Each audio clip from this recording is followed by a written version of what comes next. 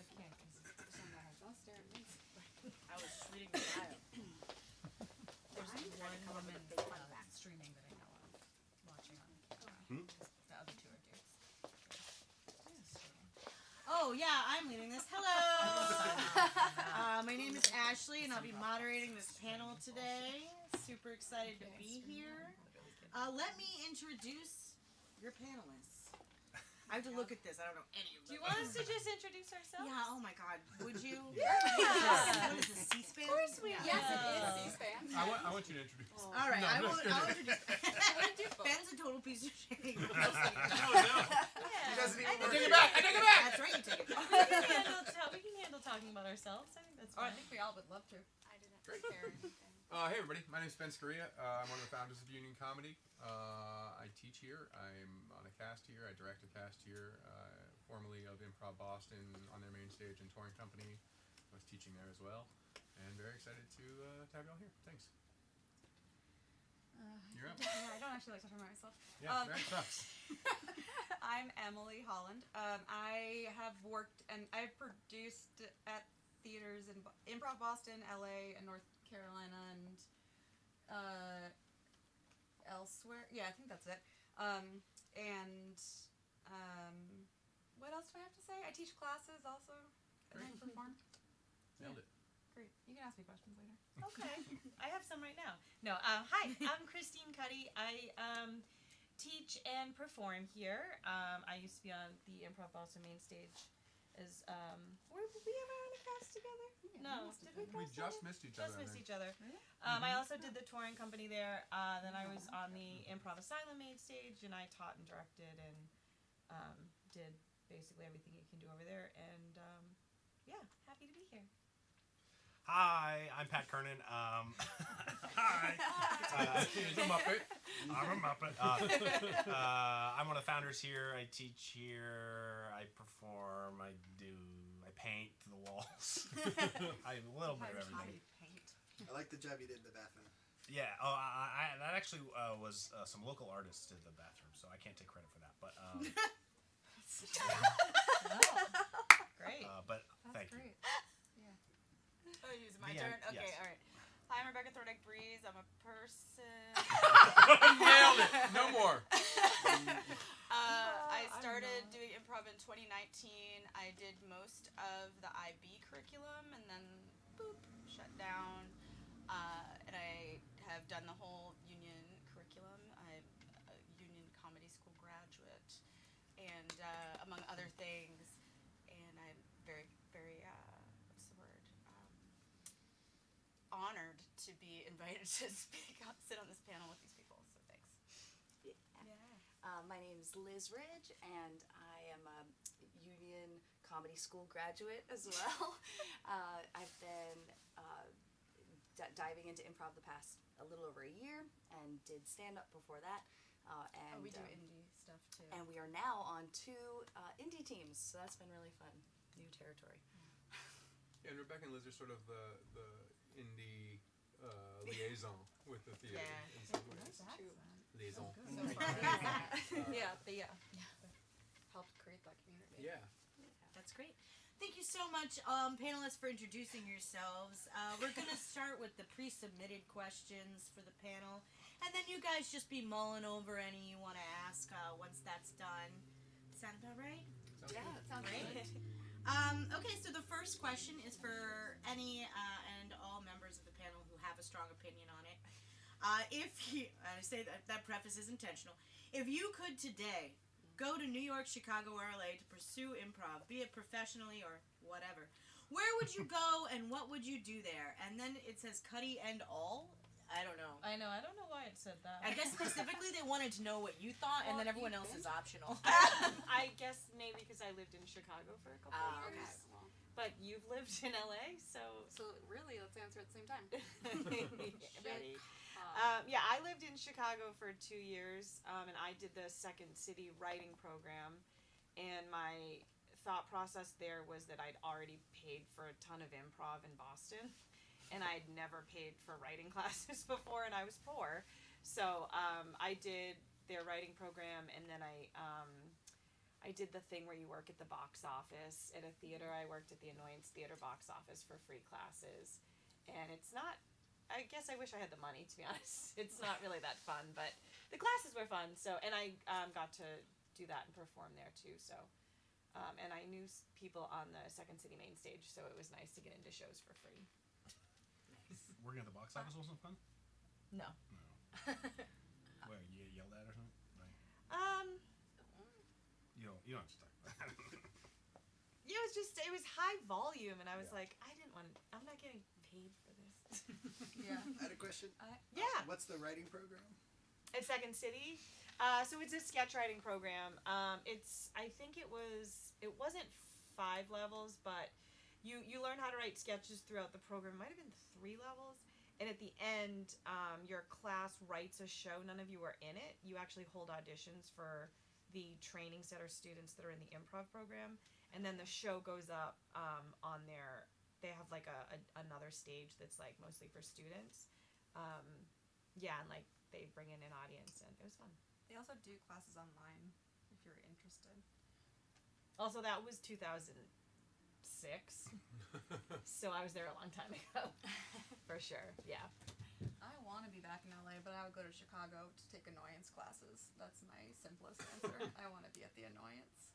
I think it really depends on what you're looking to do. I Yeah. mean, I think That's Chicago, my answer. I sort of feel, is probably the place to continue like a real improv education for the sake of improv. I think that's where the most serious art is being done in some ways. I think a lot of people in LA or New York are waiting to get seen by somebody, a casting director or a And Chicago is actually not an end game. yeah. Yeah. Everyone I knew in Chicago moved to LA. Yeah. And Yeah. then I was like, nah, I'm gonna go home. Yeah. Yeah, it's like I don't know if I'm ready for that. So, In LA, every time I've seen people Chicago on stage, is not there a was final like, destination unless you're like in theater. Right. But none of us were. We were all idiot improvisers. So, yeah.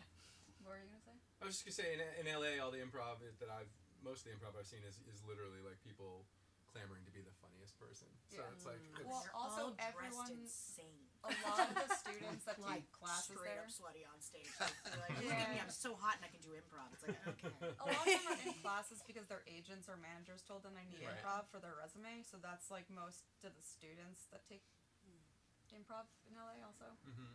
So they're more like actors that are trying in film, commercial actors. Yeah, I would also say I mean, we both do, but I have a bunch of friends in LA. The people out there doing improv are doing it to make them feel sane while they pursue something else that's really, really hard. So, like, that's what they do to, like, you know, it's fairly easy if you've been doing it long enough to, by the time you get out there, you know people out there and you put on improv shows. It's thankless. They're doing it for the joy of it while they go on these terrible, terrible auditions. Yeah. Which, you know, is a fine choice. They're trying to make a living, but yeah, the improv stuff is to save their souls for the people I know. I think the tough thing about moving in general is just like, because I was considering moving to New York for. Yeah, we had a going away party for you. No, we didn't. Yes, we did. That's so funny. It's the one where you sing the Backstreet Boys song over and over again. at Why are Christina's you house. here? You didn't leave. Okay. That was a funny bit though, worth it for the bit. It was great. But you got to start over, you know. It's like so it's like here, it's like okay, I know who everyone is, I know who all the players are, I have ins at the various theaters, and I can sort of. And then it's like okay, I have to go. You have to take classes all over again at a lot of theaters, and then it's like okay, nobody knows who you are, and you have to make those connections all over again. So Yeah, I think it depends if where you're moving, what you're moving to do Yeah. ultimately. I think the indie scene, at least pre-pandemic, and I think now again, it was really robust in New York and Chicago. Yeah. There were shows every night of the week Yeah. at some bar or some club or some back room or somewhere ever, and so there was really a chance to like, if you didn't get onto one of the house teams at one of the main theaters, you could still be performing, you could still be finding your tribe, you could still be doing your thing. Here in LA. Boston, it's not so much like that. We were talking about that a little bit before, where the indie scene here really was based around the theaters. And so when the theaters went away, the indie scene was like, where do we go now? What do we Yeah. do? Nobody's hosting a show for us. And so yeah, I think Boston needs to, in some ways, learn how to be a little bit more DIY in terms of, Yeah. yeah, find a place to do a show, put up a show, right? Cast yourself. Well, people will come see it. You know, I think people want it. So, you know, but I think that people were used to the opportunities here sort of being sort of handed to them in some ways, so they became complacent a little bit. I would say it went back to what it was though when I'm old enough to say when it before that. Yeah. Because I used to have to do shows in the basement of the Cantab and people would scream, "You suck, get out." Really? We're here Like to patrons? drink. Okay. Yeah, we were in the basement. They didn't know they were going to they didn't know they were going to see an improv show. We were just there. Like, you know, like I was imagine looking at the basement of the Cantab. yeah. Thank you. I mean, again, this was a long time Let me ago. know, yeah. Imagine going to see stand up, but it's not cool. It's like a bunch of people doing make believe and like trying to keep the audience's attention, and the audience doesn't know they're an audience. So, but yeah, when Improv Boston got bigger and And we had more stage time. yeah, Stage the space Improv too. Asylum people were going to the Hideout downtown. Like it did get a little bit yeah. bigger. But yeah, the pandemic and I think Improv Boston getting so big and having another stage made it, which was great. That was what that place was really, really good at. So it's a shame that it's gone. It's gonna be Man Ray. Either of you guys want to speak to moving somewhere, or you feel good about where you're at? I'm not moving anywhere. Tori? I am. I did Call you sisters some in comedy in San Francisco. That's not a huge. It's a very similar scene to Boston, but so don't go to San Francisco to pursue comedy. Hang out with That's us. right. But also, someone, Steve Kleinedler, my indie team coach, said that you can do improv wherever you go, wherever It's you true. are. So if That's you're pretty moving true. to do improv, right? So maybe People it's not that do 100%. it there too. If you're moving to do improv, that's one thing. But if like you want to do improv and you have to move, it's like Ask me. yeah, ask. Great. It's true.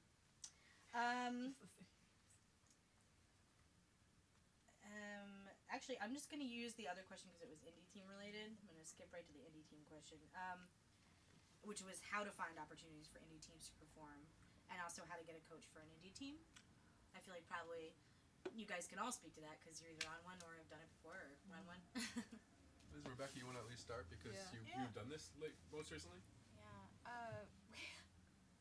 We have this ragtag WhatsApp group that this guy Eric started, and we Eric and Addie were like vacuuming up people at the jam and getting them into the group, and it's turned into like a message board for, you know, go to these shows, we're having these practice groups. And more people are starting now to like self-organize their own practice groups and promote it on there. Like Facebook's dead, you know, dead. So I guess you can email me and I can put you in the WhatsApp group, just to connect you that way. I'm running out of steam. I could pick up, but you want to talk? Yeah, Okay. sure. One of the things that I thought this was cool, one team we're on happened organically. It happened for the Union Comedy Festival, so we didn't plan for it to necessarily be like a long-term team, but it has become one, and that was really cool. So we feel like we're still improv babies, and we were hesitant to even submit to the festival, but we did, and we're really happy that it worked out, and now it's become a team. So that's, I would say, don't hesitate to submit to a festival, and just with a group of people you like performing with or do practice groups with. Yeah. These days it seems, okay, so it's very important to be in a group of like-minded people who you get along with, but it seemed anyway to me in August, July, whenever we were submitting to that festival, that inertia plays an important part these days. You're either not doing anything or you're already doing something and you're going to keep doing something. So if there are people, this is my worldview. If you're with people and they're committed and they respond to you and they want to show up and do things and they're saying yes to things, keep practicing with those people and see where it goes. I mean, we love our group, but like there was quite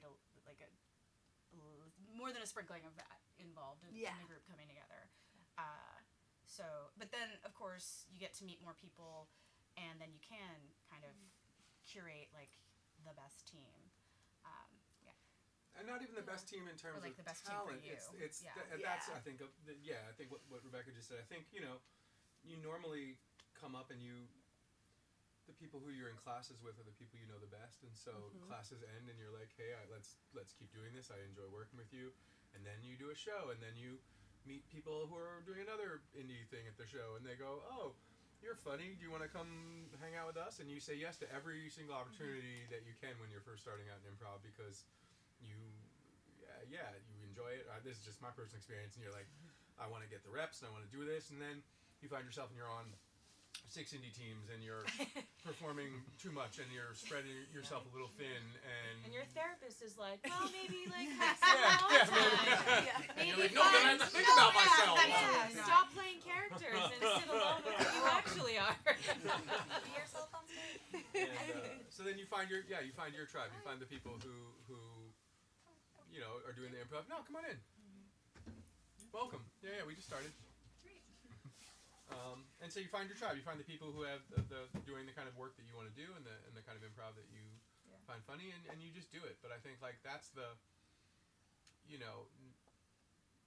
come to us and ask us. We're in the process of trying to put together a list of people who want to coach teams, and so if you're like, hey, we've got a practice group and we want to have somebody coach them, we're going to say, what kind of team, what do you want to do? And they're going to say, we want to do a Spokane. We're going to go, great, Pat's the person that you're going to want to talk to about that. Or if you want to do a Herald, you talk to me or Pat as well, or whatever. And so, It's just Ben and Pat. yeah, that's the two of us. Option. Do you coach, Ashley? Honestly, don't come to I me think for a I'm Herald. But I also Not think- interested. I think like, what Ben's saying is part of it. Like I remember starting out at Improv Boston, and I was like Cuddy and I only met because somebody, this dude Marcelo was like, hey, you guys should meet and do a show, and I was like terrified of her, and now I'm not scared of her at all, a little bit.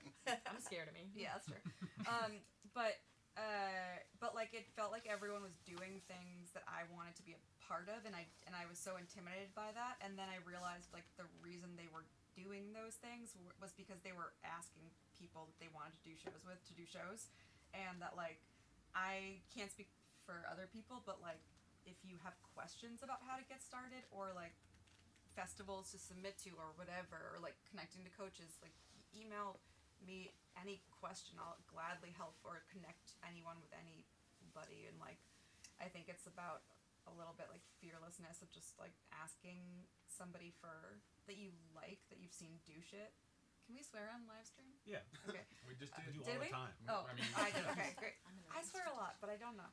I can stop if I need to. I stop at any time. She's addicted to swear. But I think like the momentum thing that Rebecca was saying is a really great point, and also like to be fearless and like asking people questions or to do things that you want to do, and where those opportunities are, because they're constantly changing and have already changed because of COVID 1,000 times over, in an exciting way, I think. But it's more of a DIY. You have to seek out places Yeah, I and mean, people Liz a little bit emailed more. me about coaching their little Drop in. drop-in. Yeah, And it was so fun, and like I will speak for everyone up here. I think I have a good sense of all the people in this theater. Like it is so flattering to get that email. Yeah. And like even Even just for we an couldn't get opinion. it together. I was like, I'm not available, and then whatever. But I, and if someone can't do it, they'll be very kind to you and suggest someone else that can. So I just even people asking me about like my opinion of who to ask is like, yeah, I want to help anyone yeah. do anything that I can, and I want to connect anyone with anyone that I know is a better fit or good or whatever. But a lot of it is self-driven, at least at first. Yeah. You have to reach Yeah. out. Yeah. Well, especially if you are like, if you haven't Yeah, no. taken classes, like no one, you gotta come around. I think like coming to the jams is like a really Yeah. easy People way to. want to meet people. Yeah. What time are the jams? Jams are Saturdays at 6 and Sundays at 5 here, and then Improv Boston is a Thursday jam. Yeah. Thursday At 6. Although I believe you have to be a student or a former. No, Nah. they let it. Okay. Yeah. Anyway, They're just like we want people to yeah, come. they don't. That's good. They don't So- check credentials on the way in. Okay. Also, I Well, that's think- good to know. The other piece is like I think we've I forget that like how intimidating people were to me as a student, or that like how people are perceived as like, I want to make new friends all the time, and I just didn't. I don't have the bandwidth, and I'm like not maybe always perceived as friendly, but like I don't know. None of us are like not. We're all like friendly people that want to talk and be friendly. Yeah, so if you want to coach, I think the best way to do it is just ask, and if they are available, they'll Just kind of be help friendly. you find. Yeah, we'll either say yes ourselves or we'll help you find somebody Yeah. else. Because we do know a lot of people who like to coach. So if you ask Yeah. someone who can't do it, Yeah. they'll likely at least have 2 to 3 people they can reach out to and go, hey, this team reached out to me. Do you have any availability? Yeah. And then it kind of takes some of the work off your shoulders. It's like passing it on. Yeah. In the same vein, we got another question about if you have plans to have some sort of submission-based show at the theater for like indie teams or, you know, other shows to submit to. Yeah. Okay, so we had an indie night for that we ran for about a year, and it just it never got traction. Indie opportunities are important. I understand. Like for me, it's important. And so my background is I taught. I was a professional indie team coach for about 4 or 5 years, which I don't recommend because it's really hard to get health insurance. But because indie teams don't pay for health insurance. Yeah, you get right. Hey guys, and You're not I need $50 and And my Cobra pay. You're a Cobra plant. But so the indie, I have a love for the indie. I'm not as involved in the indie scene as much anymore, just because of schedule. But I have a love for it, and I understand how the indie scene works. Sort of in the whole. Basically, you take classes, and there's a big gap, and then you can get cast. So the indie scene is like a whole important part of the process. So I'm very. It's important to me that Union Comedy offers indie opportunities of some kind. So. But indie night never really got traction. It was losing money essentially. We have I don't know. A lot of people don't know this. This is a condo building, so our hours are pretty limited, which means we can basically run one event a night, and at weekends we have to go till 10. So the city would let us run till 12:30, but the building only lets us run till 10. So basically we have limited time. So we have to really be precious about what we do in spaces with the time that we have. But we're gonna bring back on Sunday nights, starting in January. We're gonna do cage match, Cool. which I think will be a better model than a standard indie night. So it'll be 2 teams to head, and the winner will get to come back next week. So That's awesome. the potential is if you win. Love a cake. And that'll be audience vote, so the audience will vote for the winner. So Bring your friends. So bring it down, baby. If you want to win, you can basically Be nice. you can basically Pay for votes. pay for votes. Yeah, but the potential is and jams. In the meantime, we've been you can email me and you can get your team booked for jams, which are Saturdays at 6 and Sundays at 5. You get 15 minutes at the top, and then the jam is such a good environment for indie teams too, because it's all performers and students.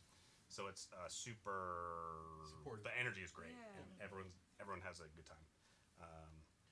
What was the Cage match was the answer. Well, yeah, you Cage kinda match. answered it. Cage match. and then On Point is the only other As far since we said that On Point was the only other thing, I think IA has something going on of which I know nothing. Do they? What is on They Point's have deal? house teams. I would be shocked if they did. Yeah, they don't have an indie night. They don't have an indie night. They There are have house teams teams. that are indie teams that are out of there, and I don't know anything about it. I think they're mostly students that have come up through them, or house Okay. teams that are doing shows elsewhere. Okay. What is On Point's deal? Yeah. On Point is Noah Pistana runs On Point, and it's for he runs it down. It's Sunday nights at 7, I believe, down in Remnant Brewing in Bow Market in Union Square, Somerville. And Not every Sunday though, is it? I think it's pretty much every Sunday. I think the November stuff is over, and he's accepting submissions for the entire. Well, not for December and January. I was gonna say for the entire winter, but there's also February and winter. What is winter? Yeah, so he's accepting submissions still now. There's usually 3 teams per 18, 20 minutes per. So there's a Google it, and then there's a Google form, and you fill that out, and then he'll get back to you. I will clarify, Improv Asylum is not looking for anyone's submissions. Like, I don't wanna, so Improv Asylum, it's one stage, if you've never been there. It is on Thursday, Friday, and Saturday night, the main stage show. On Sundays and Wednesdays, it is the NXT show, which is just the people that are eventually gonna be on the main stage. And then they have house teams, and you have to be in their training center, and it's an audition process. So they are also more so precious is the kind word with their stage time, because they are there they're making money. So I would say those people, they used to go to the Hideout, the people in between. I don't know what they're doing these days, but there was a guy, Brian Patterson, who was very, very good at doing that stuff, but I don't know if he's still doing like indie stuff. But yeah, there's not really a lot of opportunities over there in that sense. Yeah, unfortunately, COVID really shut down a lot of the indie Yeah. stuff. But like Ben was saying, like eventually someone's gonna have to step up and start producing. So on the WhatsApp yesterday, my friend posted a screenshot for Basement Prov, which is a thing that was pre-pandemic. There's a man named Scott who has a basement. That is the most LA sentence. And you can do improv there. He did remodel his that, basement. It's not just like a dirt floor not basement. just It's nice. It's nice. He I'm not remodeled it. He put a bar in and put in awesome. lights and a little stage. It's Yeah, like right. It's a intentional. stage. Right. I'm not bringing it up to make fun of it. I know. I guess I sound I'm nervous. No, that sounds And great. I'm- But just it's a an man named opportunity. Scott has a basement on Scott. something. Oh, okay. Oh, Some of these I things didn't actually wanna. are. I didn't wanna like. I don't know. We're on the TV. But Yeah, you could It's email an us for opportunity, follow-up like, with contacts. yeah. It's on the WhatsApp. He's got an email. You email him. That's a grassroots. I brought it up as like a kind of more grassroots indie opportunity. So he is doing it again. Yep. Cool. Yep. He lives here in Somerville. Yeah. Near I Tina. almost- His address? I don't know. I mean, I could look Probably on, easily kidding, accessible I'm if he's kidding. I would hosting not shows say in his his email. basement. Yeah, loud, but like, yeah. Yeah, I Um, assume that. We'll connect you Being with that public stuff. about it, just in case. And we're also starting to talk about putting an indie show together from Oh, that yeah. same practice drop-in group. So there's the green room we could rent, and there's some other spaces we've been looking into venues and getting quotes. I've started thinking about looking at the Armory. Thinking about Okay. it. Yeah. Yeah, the Armory, Oh, pre-pandemic, yeah. people were There were doing shows, shows at the yeah. Armory in Yeah. the cafe area, not in the main room at the Armory, but The cafe's really the cute. cafe's a good space for it. Yeah. I've seen a music Does that show hostel downtown still? I The don't know. I hostel? don't know if people are still using that. That That was more a- stand-up. Oh, that though, was a right? night. No, Yes. Improv Asylum kids used to Did they do shows yeah. there? do shows Yeah. there. I did yeah. stand-up shows there. I mean, that's what it is like prohibition-y in the way that improv indie shows like are coming back. I feel like that it will be like Prohibition-y. Yeah, that was my prediction, and it's coming true. Yeah. All right. Anyone have anything else to say on indie stuff? We'll move on if not. Okay. This one is for Ben and Pat. What does Union Comedy do to reinforce its mission statement of a no age discrimination theater? How many of your players are actually over the age of 50? Hot seat.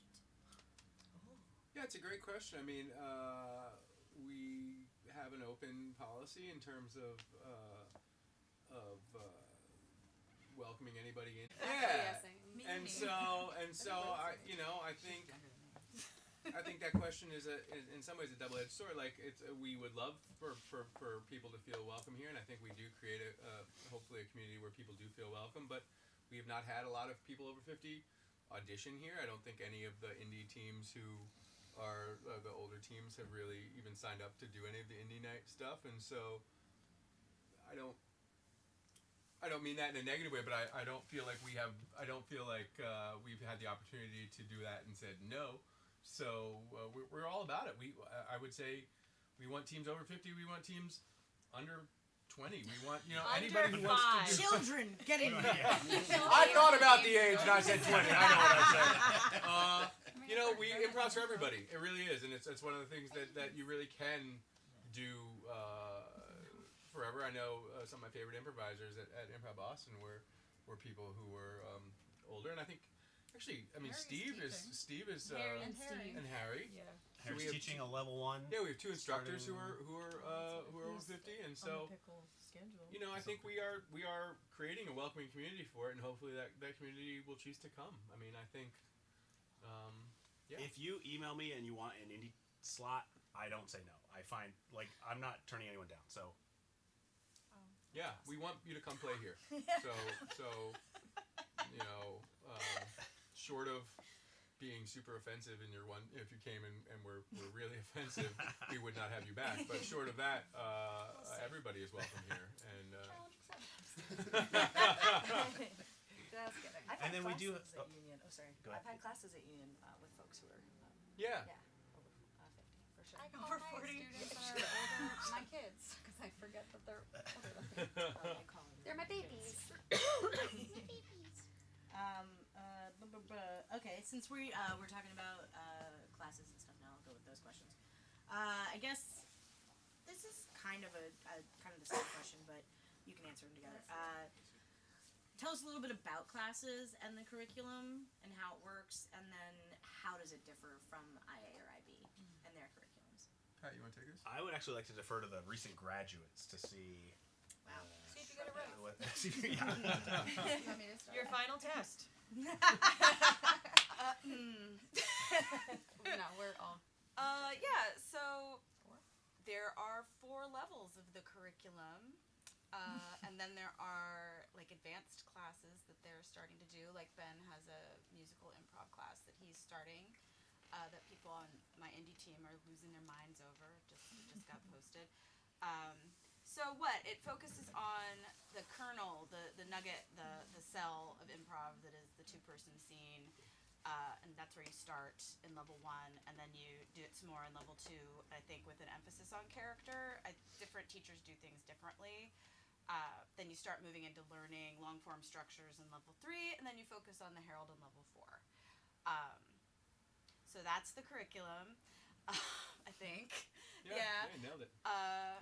And I just want to say I took a bunch of IB classes before I took union classes, and my level 1 union class I took before the pandemic with Kate Hopkins in the basement of the Armory back when y'all still had layup lines in the curriculum. I just stood up the whole time, you were just standing there watching people layup do lines? layup lines. Layup line. Layup lines, which we don't do anymore. But I want to say that I think this place, I loved my experience here, and it's changed me and made me a better improviser. I'm gonna use the expression bar none. Just say that, for sure. But I brought things from IB that I think made it better for me. The wacky, there's a big emphasis on wacky choices at IB. I had lots of wacky choices, all the wackiness. I mean, some of the best improvisers I've ever seen have been cross-trained. The solely UCB teams or solely IO West in LA were there's a lot of things I could say about either, but the ones who were all cross-trained were my favorite. So, because I say that because I know a lot of people who've taken the entire IB curriculum or who are in the IB curriculum, and they're really hesitant to start over at level 1. And I don't know if they would have to necessarily. I'll have to email you, but you just you can bring all the tools and all the good stuff that you've developed at IB and learn how to use it and just more skillfully. I was like, I don't know if I want to talk about this because I don't want to slam. It sounds like I'm slamming either side because they're both awesome. Yeah, but you're just gonna grow. You're gonna grow as a performer so much more if you put these 2 things together, because the focus on scene work is just it's really great. All right. I would offer that every level 1 class at every theater is roughly the same. If we're talking level 1, no offense to any theater, it's the same principles, and you're depending on how experienced your teacher is, you might be doing different exercises. That's up to the teacher, but you're going to be learning the basics at every theater. It's after that I think that it does start to change depending on where you are. And it is also depending on the teacher as well. It's another framework to see some of the same exercises. I would argue all of them can be seen in a different way or focus on a different thing, no matter how experienced you are. And oftentimes it's better to go back to those if you are more experienced because you've forgotten to do all the like easy, simple things that you first learned. Yeah, I mean, I think on a very basic level, I think if I had to draw lines and say whatever, IA is interested in teaching you how to do the IA show, right? So. Well, I can speak to that. Yeah, please. Yeah. Up until it's pretty similar for like the first 3 levels. You're just getting deeper and deeper into scene work, and then the insane part is when you get to level 5 and 6, you are committing to doing both of those back to back. So you're actually committing to 16 weeks of classes, and in level 5, you're going to start learning how to hone like different improv structures, like in games, and even encouraged to make up your own improv structures in games. And then the kind of insane part is that last level, you are expected to write sketches that you've never learned how to write. Because they don't have a sketch class there, right? They don't. So they would have one every now and then, and it wouldn't like make money. I taught one like once, and then I was like, oh, they were asking about a level 2, and they're like, yeah, we're not gonna run it. I'm like, okay, but by the time these guys get to level 6, and their theater, I don't know if you guys have been down there, it seats 200 people. It's in the round, and it sells out because it's a free show, and there's about 16 people in that cast that come. That ask all their family and friends to show up. So it is a lot of work for the teacher. You have to kind of gently teach them how to write sketches. But you do end up doing a main stage style show, which is a blend of improv and sketch. So you do see people drop off at level 4. They're like, I don't know if I want to go all the way. I didn't realize that their main stage is like a blend, but they don't teach sketch. But they don't teach sketch really. Yeah. It's wild. I think the major difference for us is like we're strictly long form. Yeah. So we don't introduce short form games and classes, and we only do 2-person scenes through level 2. I don't think I even teach tags until like the very end of level 2. Yeah. So, and people are like, "Can we walk on?" I'm like, "No, not yet. Stay where you can are. walk on in 2 months."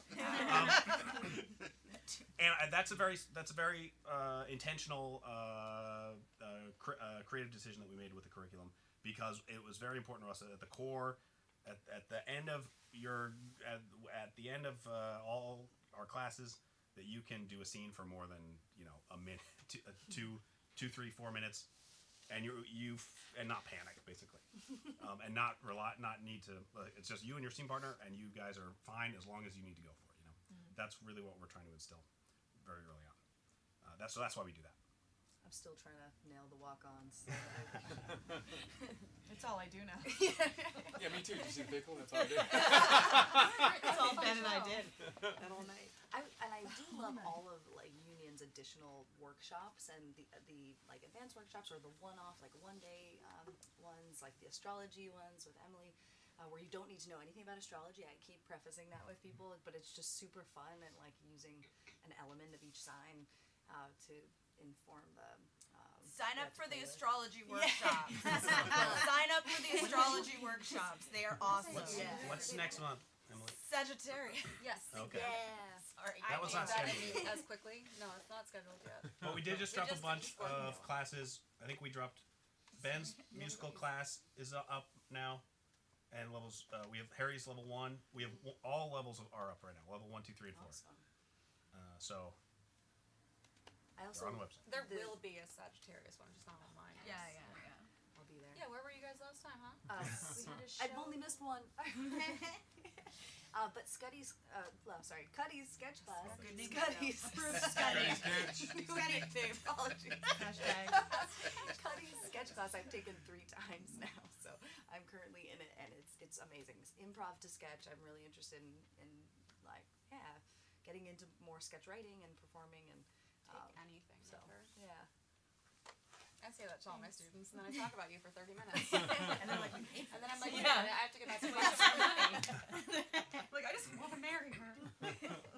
I do think it's important to take, no matter what theater you're at, I always say to people, like, if you retake a class, I know, oh, great, I love taking a class with Cuddy, and there's a part of you that's like, oh, I just want to have a class with Cuddy the whole way through, Don't do it. and that's great. But also Don't. take a class with as many different teachers as possible Yes. because Yes. we all come at it in sort of different ways, and there are going to be certain things that a teacher says that click with you, right? And you go, oh, that's the way I look at it, right? And it doesn't. That's not a judgment in any way, shape, or form. It's just finding the language that works for you so that it unlocks in your brain, right? And so whatever you need to get there. Yeah. Well, I also think that's helpful to like decide what your flavor is and your Yeah. languages of like you may not know what your taste of improv, like how you approach it. So to also like buffet style your teachers helps that. Our curriculum is also designed that individual teachers have a lot of freedom in what they can do. Like, it's not like, hey, in this class, like, so my level 1 and Ben's level 1, you might not even do the same exercises. We'll still be working on listening and all that. Working on the same, so we're working towards the same goal, and we have the same focus week to week. But Ben might be doing different exercises than I might be doing. So it's not like. That's one of the things I love about our curriculum is it'll say here's an exercise to use if you would like, or use the best one that you think as the instructor that teaches this, right? Because we know that our instructors are all experienced and have done this before, and they might like a certain exercise that works better for them. And so we don't want to say you have to do this exercise or this class or whatever. So it's like, this is what we're working on. Here's an example of an exercise you can use, or use whatever exercise you think is best for this, right? And so like Pat said, you can really get, you're going to get the same end goal result, but you're going to get there in really different ways depending on who you're taking the class with. Great. I should be moderating this better and cutting you guys off, I think. Cut it. Shut the fuck up. We got some more questions. Real quickly, what's the deal? This is not how it was phrased. What's the deal with auditions and casting for this year? Auditions are March 4th, 5th, and 6th. I think it's the first weekend of March. So Saturday and Sunday we have the first round of auditions, and then Monday night is callbacks. The way we do auditions is we have a casting board of how many do we have? We had maybe 7 or 8. We had 7 last time, yep. And then the board casts the board casts the teams collectively. So I am really proud of the process actually of how it turned out. I think we cast some really cool teams. Is that Pat came up with this like an amazing sort of way to do it, where we were trying to minimize sort of bias, right? It's like we all love certain things, and so if it's one person casting an entire team, you're maybe only looking at one type of thing, and you're not recognizing the talents or strengths that other people have. So what we really tried to do is, with all 7 people scoring and casting together, great, somebody might be right up Pat's alley. They're not maybe my favorite, but then it averages out, right? And you go and you get a really good sense of, from these 7 people, this is what we think of them. And I think I was really proud of it as well. I think we really did a nice job of that. Fantastic spreadsheet. I'm not sure what how many available spots there will be. We have had people move and drop and all that, so I do think there will be definitely spots available. It obviously won't be like, last year we were casting all the teams, so we had every spot available. But so it won't be like that going forward. I don't know what it's going to look like. We don't know yet, but I really do encourage you, if you are thinking about auditions, you would be surprised how many people show up to auditions who have never been in the theater before and have never even come to see a show or know what we do. I really recommend at least coming to a show, coming to jams. It helps you if we've seen you before, because you can come, and if you have a bad audition, but I've seen you have good shows at indie nights, or we've seen you do stuff at the jams, and we've seen you in classes, we know that, okay, you're just having a bad day. But if you've never been here before, you're not doing yourselves you're not helping yourself and your chances. So I really recommend, and also come see our house team shows, because know what you're going to be doing on stage before you audition. I think is helpful. It's for you too. Yeah, and so when we say, hey, we'd like to offer you a spot on this team, you can go, okay, I've seen that team, I don't love them, or I'd really love to be on this team, and you can let us know that. So I think that's really a helpful thing as well. Can you talk more about like format day of, like you walk in the door Oh, for sure, audition, Sure, what yeah. happens at that point? Everyone does a 2-person scene, right? Yep. And then we do a montage at the end. So, and then callbacks is. How big is each group? Is it one like for the Oh, so first round? one thing that we do too is you can audition if you have an indie team. You can audition with your indie team. So you have the option of having a whole Would that, with the limited spots situation this year, that still applies? Yes, I still like doing that because I think that's because we did cast. Medusa auditioned as a whole team, so they got cast as a team. And Carmelo, but we added Carmelo people. with some tweaks Yeah. was an indie team that auditioned, and Neighbors, sort of. How big is the if it's not 8 a to team? 10. Okay. 8 to 10 per group, and you can say, even if you audition with your indie group, you can say, yes, I'm interested in being thought of. If we don't take the team, I'm still interested in being looked at. Or you can say, no, it's my team, or nothing at all. And So there's no. Yeah, it's a 30-minute block. You each do 2-person scene, and then we end with a montage where. Do you have any more? It's fun. Yeah. I didn't get a callback, but I think auditions are like it's a good free opportunity. workshop. Yeah. yeah, that's what I was gonna say. I did it to learn. It was my first. free. ever It's a audition. free workshop, You gotta yeah. learn how to audition and fail, and then do it again. Maybe not fail. I agree with all that. It took me 6 auditions at Improv Boston to get cast. Took me 5. I know. I was To get trying a to get callback. it to 10, but you got I didn't even get a callback for 2.5 years, so 3 years. So it sucked. And from our end, it sucks to turn people down. Yeah. And it But- doesn't mean you're bad. Also, like it's not bad improvisers don't get like or good improvisers get cat. Like there's a lot of. And we're things. very open to if somebody emails us and says, "Hey, what can I work on?" We're happy to talk to you about feedback for what we saw and what we, we're not going to say here's exactly the time. This is when we decided not to cast you, But there is. oh yeah, there was a time. I mean, no, but we're happy to sort of talk through it with anybody who has questions about it afterwards as well. I do think it's sort of the one of the biggest challenges I think from a casting perspective is it's a lot. We found ourselves being like, oh, we'd love to cast this person, but they're not available for this. Like, it might be as dumb as I can't rehearse Monday nights. That's why you don't get cast. It's stuff like that is tough from Can I both ends. say real quick, because I've heard from a lot of people about this, when you put your availability down, don't just say you can't do anything on the weekends because you're like, I don't want to rehearse on a Sunday. Yeah. You're not gonna get cast. Like, are you willing to rehearse on a Monday or a Sunday, or are you not? Like, Yeah. sometimes that's more important than your audition. In college, I had a kid who auditioned for my college team. Block off the hours that he was asleep. That And he he could couldn't. not rehearse. And every other hour was fine, just when he was asleep. And was we the only no. we didn't know at first, but then we asked him, and he's like, "Well, I'm sleeping." He's like, "Yeah. You don't." 10 p.m. to 6 a.m. I can't You remember. don't know that. But availability, availability plays a bigger part in casting than you would expect. I think. And you'll know more. The nice thing this year with the team sort of existing already is you'll know when a lot of those rehearsals are. Yeah. Last year it was a little tough because we hadn't figured all that out yet, and so we were trying to put that together. But knowing now, you'll come in and you'll say, "Here are when these teams rehearse. When can you rehearse?" And so we'll be able to say, "Oh, okay, we can look at them for these 3 teams because this is when they have time to rehearse." Yes, follow.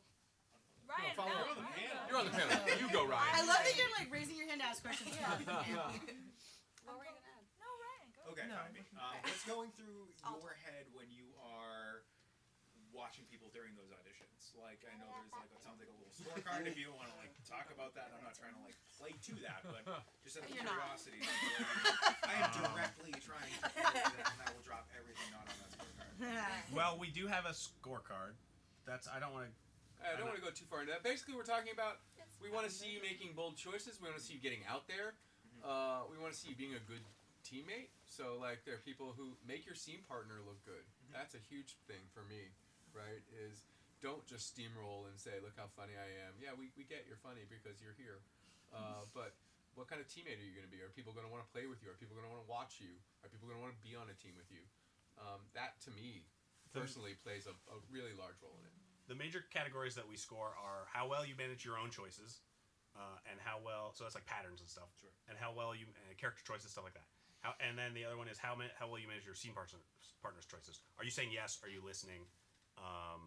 Stuff like that. Are you willing to be flexible? I mean, like, it's literally it's basically like what are the level 1 weeks? That's basically what we're looking for. Listening, yesing, specificity. What else is there? Being active, stuff like that. So. Equally contributing to a scene. What Yes. your unique voice is too. And getting out there. I mean, it's amazing how many people, honestly, like in the montage, Yeah, they just hang back. just hang back. They don't get out there. They're nervous or whatever. And we understand it's an audition. It's hard, but it's hard to cast somebody who didn't get out there, Yeah. right? Oh man, they did that 2-person scene. That was really funny, but then they were in the montage for 30 seconds. So Especially it's if we like- haven't seen you at jams or classes or. Yeah. And the panel is the casting board is made up of producers and performers and instructors. So you have opportunities to get in front of us. So my question was, are you going to do the indie, like, not the indie, sorry, blah, blah, blah, the how to audition day that you Yeah, we'll do did? another audition prep. That- we'll have That was very valuable to me. I was so nervous at that audition prep. I was like, holy shit. That's Like, the one I ran. yeah. Yeah. No, that's when I decided that I wanted to take class with you, though. That Oh, was yeah. awesome. Yeah, like I was so I had never been that nervous in like since the beginning. Since like early, I was so nervous. I was like, oh my god. So it helped me like ask people questions like, what do you do to deal with these audition nerves? You know, and then I was able to do the self care that like work out. You know, sing songs, like dance around. You know, whatever you got to do to like feel your bestest you. You know. Anyway, having that like pre-audition nerves to make it so that the audition nerves were not unnerving. Yeah. That's good I advice. think that's also why going to the jam is valuable. Like getting that on stage experience, and that's another place that you learn as well, and how you interact with an audience that's there. And that jam It's is helpful. probably as close to the audition montage as you're gonna get, right? Yeah. I mean, it's Just like a 10 that's what minute it is. It's 10 minutes montage to with 7 or 8 people. yeah. The of audition. varying degrees of experience. All right, I hate to cut us off, but Oh, we do okay. have to move on from No, the please audition. That's fine. You didn't hate that. You've been waiting. I didn't hate it at all. I loved it. So the next 2 questions, we're just gonna kind of merge the next 3. Basically, what should I be thinking about as a female identifying performer in the Boston area? This question not For Pat and Ben. We'll take this. Yeah. yeah, you guys want to take this? Basically the same question, like, what is it like to be female identifying and on stage in this, in the scene, and how can I find female identifying mentors? It's a big question. It's changed over the years, also. It's changed. It depends on what theater you're at. I've never, it can be tough. The one extreme, which Liz has had to hear about ad nauseum from me, in classes she's taken with me, is Improv Asylum can be a really mean audience, and they don't love women. So, like the audience when they come in, let's say if it's a Friday night, they haven't gone home from work yet, they went out drinking straight from work, they're still a little angry from the work week, we get them at 7:30, they haven't eaten dinner. I had a group of guys in a matinee once tell all the women we should smile more. So it goes from that, which is worst case scenario, to, places like this. I think Union is a great place for, there's so many strong females here. There's strong females to turn to. And I would say in terms of any mentor, or even just like, I'd love to talk to a woman who's done it, we are very happy to have you reach out at any time and say, this weird thing happened, has this ever happened to you? Nothing I prefer And- to discuss, honestly. Oh yeah. Top of my list. I mean, also like Yeah. between, like, among all the women that that you will see on stage or teaching in Boston at Union, we have experienced all of the things that we've seen a lot of things and have gone through a lot in different cities and different theaters, and are more we're not thrilled that it's necessary to discuss, but are thrilled to talk about any of it, and I will answer any question that anyone has. But it's changed in a good way that when I was taking improv classes, I had one female teacher the whole time of my 5 or 6 levels. I had one female director at Improv Asylum, and that show got a different director every 6 months. So that, and right now there's 2 of you, right? So it's I was on a lot of. I feel seen. And there's a lot of casts where I've been the only woman, but I think that has luckily changed, and we're all more hopefully collectively aware of that. Yeah, and I think it's Boston is unique. I'm from here, so maybe I have a skewed perspective of this, but Boston's unique from all the cities that I've done improv in. The women here are bolder and want to have their voice heard and seen, and so that has allowed more space for women to have a louder voice too, and also I think the scene has changed for the better, and men are better at recognizing that their natural born filter is from their perspective and not ours. So I don't fault good men who just have a natural filter, that's theirs. You heard it here first, Rimley, not all men. Hashtag. What I'm saying is men are important to have they don't get enough stage time. Thank you. But also the other week, the last weekend's pickle was more women on stage and on that cast than men, which is unfortunately still something. It's oh wait, this is happening, but also it's very exciting to realize that it was 4 and 2 because it should be happening, and it's exciting that was the case. Yeah, I don't know if that answers the question. I would say for anybody, male, female, anyone in an improv scene, do not yes and anything that makes you uncomfortable. I don't care if you're in the middle of a show. Yeah. Walk off stage. It's not worth it. So if you just get that little feeling in your gut and you're like, This no, wasn't right." that didn't feel good, the improv is not greater than your personal comfort level ever. That's so Ever, hard. ever, ever. It's so hard to implement, though. Well, I think also Sure. if you miss Yeah. those moments Yeah. that you feel that you didn't walk off Yes. stage and you want and Yeah. come Yep. talk to any Yep. human that is running stuff or teaching or that you feel comfortable with and let them know that moment happened. Yeah, Or, like a staircase moment where Yeah. I didn't walk out of it, but That's happened to Yeah. me Yeah. hundreds Yeah. of times, Yeah. unfortunately, and you have to find the people that you feel safe to do something about it potentially, and also people that you can vent to about just feeling stupid that you didn't do something, which you shouldn't feel stupid about, but those in happens. classes, and I can't remember which books, if it was the white one or the blue one. But The what? The pill? Famed white book in. Hope you've read both. it's kind of a green, blue, but hand in hand with that advice often comes in classes also. But if you're Yes. good, then you can turn it on its head. You can, I've often Yeah. heard that coming out of the same. You can, but you shouldn't have to. Right. You shouldn't have Right. to. And Yeah, if also, you have the yeah, energy exactly. and want to, by all means. Right, so But I you're guess what I'm under saying no is, obligation From the to- newbie perspective, Yeah. that's hard. And Yeah. I don't just because you don't always know how to. Yeah. I don't Am I just necessarily not agree with good that. enough? There's still I'll often have that I just need to suck it up.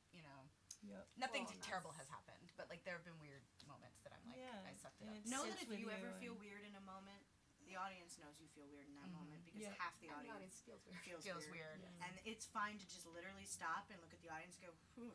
Yeah, You didn't do Yeah. anything clever in that moment. You didn't do Yeah. anything smart. You just acknowledged to the audience, Mm-hmm. wow, so we're all dealing with that. Mm-hmm.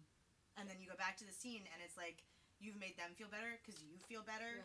If you look uncomfortable, the audience is uncomfortable. Yes. I also say I've had just such a great experience at Union when, you know, things come up in classes, somebody will say something. I've said something before where I was like, oh, that, I didn't mean to, it wasn't particularly inappropriate, but just, you know, something that could be borderline, and we've talked about it in each of my classes with different instructors, and so usually somebody brings it up, and if not, sometimes someone who said it themselves will like send an email or a note to the class after, like, hey, I think I said, you know, may have said something there that wasn't. So I've just, it's been a really open community to, address that stuff. I have felt safe. And I feel like there's been a ton of female identifying classmates in all of the classes. Like, it's been pretty equal for most of it. I would ask, do you, I don't know this, so I'm sorry that I don't know No, this, please. but when people sign up for classes, is there like a conduct policy that goes out, or a general like one sheet, like, In you know, that we shouldn't have to do, but you know. There's a conduct policy on the classes page. It's not something that anyone has to. It's not like a terms of use when you sign up. Yeah. But we have a policy, conduct policy on the frequently asked questions section Nice. of the classes page on the website. That's good to know. I didn't know. When you all started, I seem to remember very strongly worded like stance in the email. Yeah, I remember it was like you were like putting like your staff in the ground. That's a bad metaphor, but like I think also like the first day of class as a teacher, I set those expectations of like I want it to be a safe, flexible environment where students can feel safe to fail and try hard and like try all the ways that they fall on their face so they get better, and also that I'm not going to put up with things that people feel unsafe or uncomfortable about. That is important to me to like vocally talk about that the first day and set that. I know one of the things that Pat and I and our third founder, Sarah, who just had a child, so she's not here right now. Yeah, like literally on Tuesday. But I mean, one of the things that I think we were all excited about was starting a new community where we were able to implement this from the beginning, because coming into a community that already has issues perhaps, or didn't sort of set the foundation correctly, you're sort of fighting upstream, or you're fighting against things, or, you know, hypothetically you have somebody who's on the board of your theater in your class who is terribly misogynistic, and you're like, shit, how do I call you out? You're on the board, grandfathered right? in. Yeah. You pay for that. And so, being able to start a community where you know, one of the things that we were trying to do was have everybody feel comfortable. I would love to have a non-binary teacher. I would love to have more minority teachers of all different kinds. I think it's hard because the community is the community, and so finding people who are, you're walking that line between wanting to get representation but also not tokenizing anybody or saying the only reason you're here is because you're checking a box, right? Is a really tough line to walk, but it's something that we're super committed to, and it's not perfect, and we'll continue to strive for it, but I think just saying it too, and having it be at the forefront of our minds is a really important thing. I think, I mean, you guys are also open to, like, and people that notice, like, to come to either of you with things that they've, like, suggestions or questions. Like, you guys are both very open about having those conversations, in my opinion, in my experience. Great. That was actually the last of our pre. So yes, Okay. now time for open Awesome. questions. Perfect. Shoot. Yeah, so I guess one thing earlier, so I really like musical improv. Earlier, I took a bunch of classes at IB. I tried to form a indie musical improv team like earlier this year, around like March. I had like 5 people from classes, you know, and like we got an MD and we had a couple Zoom rehearsals, but when it got to like now we're going in person, things like fell through. There was still, you know, some COVID comfort issues at that time, but things didn't end up working out. So yeah, kind of been in a holding pattern with that. I'm gonna take Ben's musical improv class, and now that's on the agenda. But I was wondering if you any ideas y'all had about like what are places I might forming a musical improv team. Where else might I like connect with people that might lead to opportunities to do that. Rebecca, you guys have a... I was just emailing Eric about Eric. this actually. Eric, the guy who made the WhatsApp, is he's putting together a group. So if you're in the, we'll make sure. Just message me and we'll make sure you are in the general. I don't know if you. I think I am. You are. Yeah. All right. Why don't you just message Eric O. Eric O. What's his last name? Olverding. I don't think I know him. If you look up Eric, the one whose last name starts with an O, you'll be good. I think you know Eric. I actually have a question for you guys. Oh, okay. Because back when Facebook worked, that was a big way for people to connect who didn't know each other. You know, short of coming around and coming to classes and coming to jams, which is I think it's still the best way to do it. But short of that, you could post on like the IB community page on Facebook, and then you'd usually get a few people be like, "I'm interested. I don't know you, but I will try it out." Yeah. What would be What's a public place like what's that? like a solution that like should we have something on the website? What are the kids doing? I'm not cool Should anymore. we make TikTok dances about it? Like, or is there? Do you I'm want a on board Slack now. channel on our official? No. Well, I mean, It's like, do we want a Slack channel on your official Slack workspace? yeah. That's a different question. I don't. Yeah, but Or do we like- want to use Slack by ourselves? No. Yeah. Like, what is there a? I guess this. Like, yeah. What is there a public chat? According to the How young is it people I've 2022 spoken and we're to, having this conversation? Because people stop using According to Facebook the at some youth. point. Is I don't anyone understand. young in here? according to the younger people Yeah. I've spoken to, GroupMe is more the thing, but we just wound up. But it's not randomly- something people Is can this just guy like who has a join chat without basement? knowing. Like, about okay, it. Yes. Can I You guys give you- just go to Scott Estrada's basement. Yeah. Hang You can't out. post something on that. Like, So And maybe I you tell don't- people to look at your Instagram. I tell people to get on Instagram because Good, that's okay. where all of your information is. It's hard. Instagram doesn't like post things. Right. Um, I guess my question is, if I had to post a link on the website for people who wanted to, it's like, hey, I'm interested in generally knowing virtually, getting involved in the conversation in the Yeah. community. The way that that Facebook page was. yeah. Do you know what that might be? And you might not have an answer It right would be now. Rebecca's You email. can do a link So- to a WhatsApp chat. That's so what I you was could going to put the- say. Yeah, something like either the link directly to it, I just put the- or the thing that's good about the way that it works is that we add people who we jam with. Right. Well, that's the thing. It would be like, hey, you can join. Anyone can join this Facebook channel, right? But There or could be another chat that's for everyone, and then the other chat that we have now, which is for people we've at least met one time. right, because I'm not trying to take over your. I don't want us to take over your chat. Right? That's your, we don't yeah. wanna But like something, yeah. This used to be my chat. I'm 26. I don't know how old or young. You're so Middle young. age. person's room. Congrats, man. Neither do we I feel anymore. like, yeah, like Yeah, that's a good point. I feel like people still use Facebook to like make events and do Okay. groups like that. So maybe we may have a Facebook channel. I mean, maybe get a Like, I Facebook don't- channel. Even though Facebook's we have a dead, Facebook. I mean, it people might get on just Yeah, to we should- interact. yeah. I will with each say that when I started improv, I had just deleted my Facebook, like the Aquarius that I am, and then What'd you say? I deleted my Facebook. Yeah, and then IB was like, the only way to find out about things is through our Facebook group. I'm like, fuck. Yeah, so I signed right back up just for that. So That is the only reason I kept getting back on Facebook when Yeah. I moved to city, like Facebook Messenger or whatever. So Yeah. that's helpful. Thank you, Yeah, and youngster. there's, like, Carl, a lot really of quick, people are on them bef- for just for like those groups that are Just like for free those. stuff Yeah. or whatever. So like I think it's Yeah. useful. we can link. As a young Yeah. person. So maybe we'll do that. I can do that tonight. Yeah. Before we Yeah. move on to the next question, I do want to say, I just want to answer Carl's question with one other thing. Our friends at Catalyst Comedy, who do Dirty Disney, which is a musical improv show, they're having auditions on December 5th. And Mish wanted me to let people know that. Mish Whitaker is an amazing improviser who has performed at IA and IB as well. And now she runs Catalyst with her. We should post that on Instagram. It is on. Partner. Yeah, We will, but I just wanted to let you know that that they're going to audition on December 5th, and that might be at least a nice way to meet other people who are interested in musical because it's a musical cast. I think So it's anybody on always- their. Is it a musical It's- improv thing or it's Yeah. a musical? So it's a These musical are improv interesting. thing. Uh-huh. What they do is they do scenes into song, but all the songs are parodies of well-known Disney songs. So knowing Disney's songbook is a plus.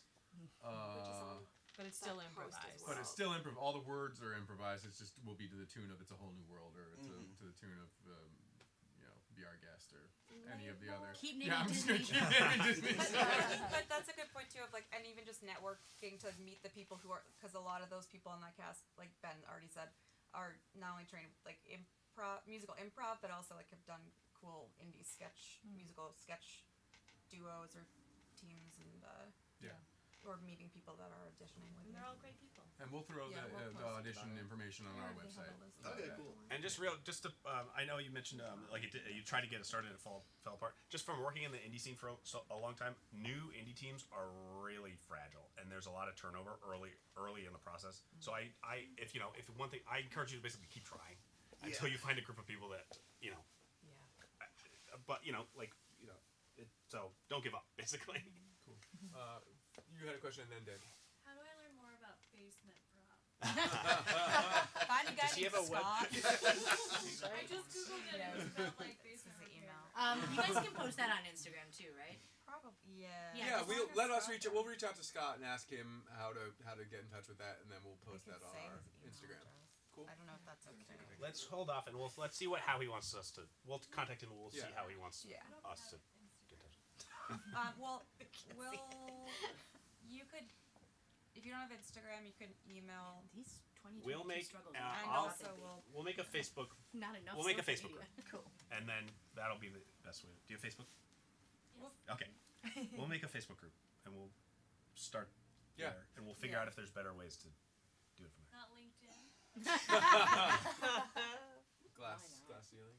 Thank you. Glass door. That's the first one us right No, now. no, for the glass ceiling. You can only get to a certain point on glass ceiling, and then.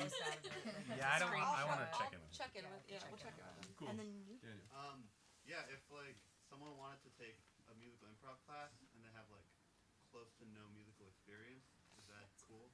Great, yeah, especially a level 1 improv class, musical improv class, absolutely. We'll be learning to do it straight from nothing to creating a song. So, yeah. So for like a level 1 musical improv class, would you have to have a good amount of improv experience for that? That's a good question. I would think that I would probably want to have had you at least take a level 1 improv class because it is going to be song or scene into song, and so getting some scene work under your belt before you take that would probably be a positive. I don't know right now if I want to make that a prereq, but as you said it, I went in my head. I was like, yeah, probably. I said on your class, I can change this if you prefer. I said 1 year.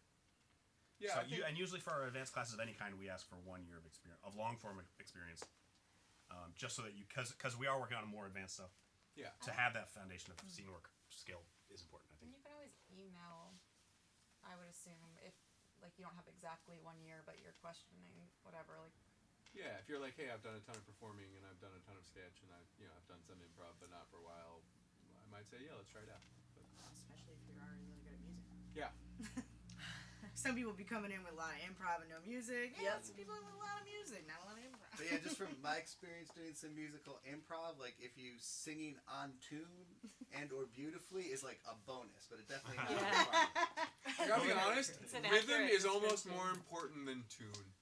I have no rhythm. The nice thing is it's comedy, so if it's sloppy, it's okay. Yeah. Lean into I mean, it. Pat Not a great and Ian did one of my favorite musical improv groups of all time, and they are not good singers, but man, you committed. I thought I was pretty good. I believe you're good. No, I mean, yeah. It was great. I loved it. But I wouldn't say either one of you were like singers. You just were I had a musical background, committed fully to it. but yeah, that was something I did just because I thought it was scary, Yeah. and I was looking to grow as a performer and challenge myself. So that was I really recommend. It's fun as hell. One of my friends who's watching the live stream has a question. Okay. Can I ask it? Yeah. Hey, live streamer. Hey, live streamer, what up? I like to watch the streams. Are they going to improve the quality? On that Sick front? burn. Let me rephrase. What? Do you have a vision for the streams? Like, is this what we're gonna have? Just everybody freezes if it like broke. Like, is there a longer view on streaming, or is this what you want to do? Because they love the streams. They love the streams. So the primary problem with the streams is that we're running it on a budget on a laptop. So for this space, I would say it's not until we have dreams. Long term, our dreams are to get out of here into a real theater where we can have a bar and a green room and Yeah. So this is our starter space. We're just kind of making it work. The goal with the streams is not, in my opinion, the stream is not necessarily for you to be like, I want to watch an improv show, because the recorded improv is just, it strips away a lot of the energy and a lot of the audience stuff. And the fun part of improv is this interaction, right? It's the to me that doesn't like. Short answer is no. We are doing our best with the setup that we have.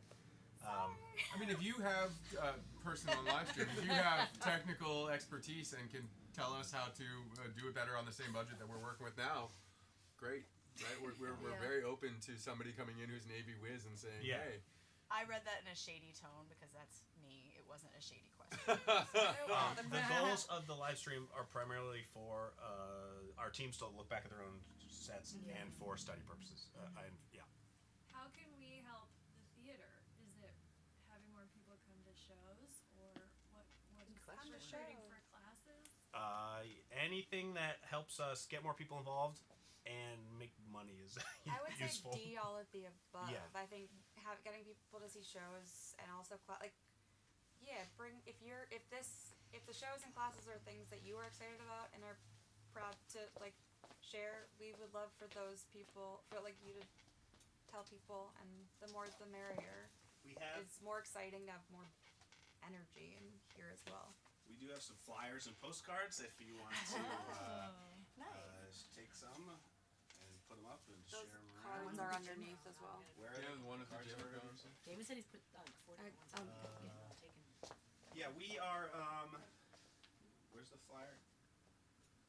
Look, just to be truthful, right? The sooner our shows, every show, and our classes are selling out constantly, and the sooner we're gonna move into a new space because we're gonna be like, hey, we need to do this, and the once is there. Right now, it's Once it's just sitting there. it's tough sometimes to go. Okay, yeah, I'm gonna take the financial risk of like getting a huge loan to go move to a bigger space when we're not selling out every show as it is. So the last couple months have really been good, but I think we could always get better. And give us a reason to need a bigger space. We love it, and so. Yeah, so that is for live stream stuff. That is where the. And if there's any billionaires would- watching, If anyone wants, you can just give your money. We will name the theater stage, and not the theater. The theater's Union Comedy, but this will be your stage. We will name the stage after you. word of mouth is by far our best marketing tool. So just tell people that you have a good time and come to shows and classes, and Yeah. we think we have something good here, so we want to get more people involved.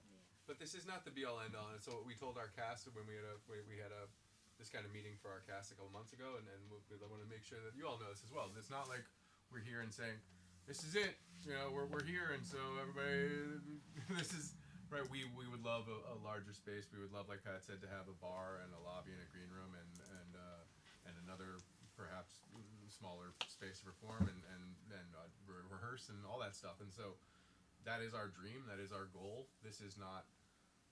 We're not sitting and saying we're done in any way, shape, or form. This is a starter space that we see it as, and the sooner that we can move, the better. I think unless anyone has another question, that will be it from our panelists. Yes. Great. Thank you, everyone. Thank you guys.